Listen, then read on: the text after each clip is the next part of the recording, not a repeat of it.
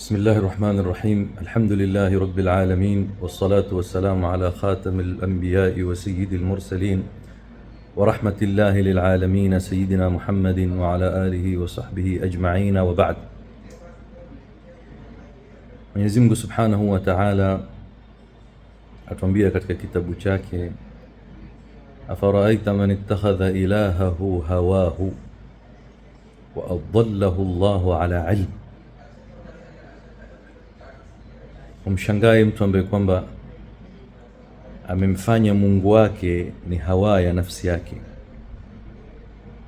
Yani Allah kama anataka hivi, nafsi yake anataka kinyume, basi yeye Mungu wake ambaye anamnyenyekea na kumsikiliza na kumfuata ni hawa ya nafsi yake.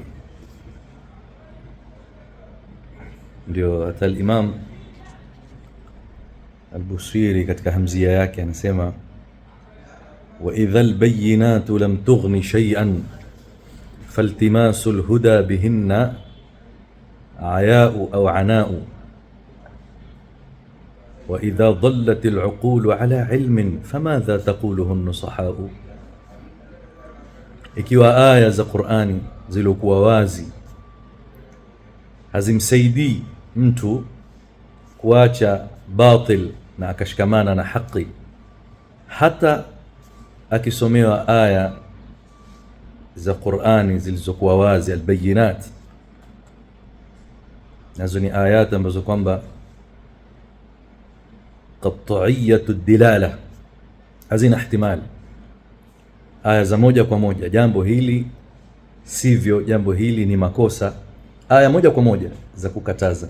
Lam tughni shay'an faltimasul huda bihinna anao, kutafuta uongofu wa kumuongoza asiyetaka uongofu hata kupitia hizo alayat albayinat, basi ni kujisumbua, ni usumbufu.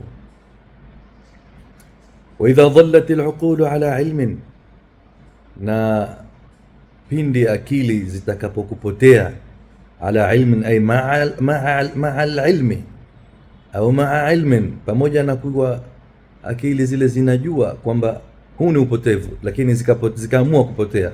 Dhallat al-uqulu ala ilmin famadha taquluhu an-nusaha, hao wenye kutoa nasaha waseme kitu gani? Kwa hivyo hawa ni kitu cha hatari sana, hasa ikiingia hawa katika nafsi ya msomi wa dini, uharibu mambo mengi sana. Mwenyezi Mungu atujalie hawa zetu ziwe tabaan lima jaa bihi sayyiduna Rasulullah sallallahu alayhi wa alihi wa sahbihi wa sallam.